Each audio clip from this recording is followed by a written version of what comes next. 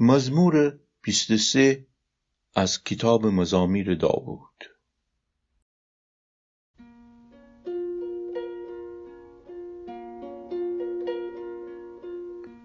خداوند میشوانه، هیچیه محتاج نبا.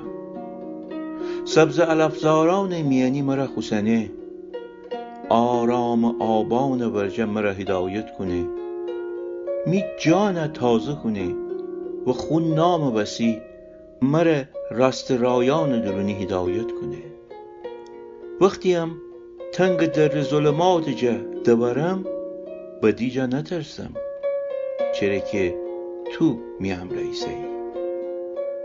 تی عصا و چوب دستی مرا قوت دل دهیدی.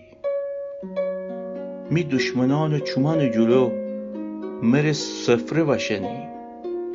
می سر روغن وسینی و می جام پره کنی. رسی تمام می ایام و عمر، تی خوبیان و محبت میم رئیسه.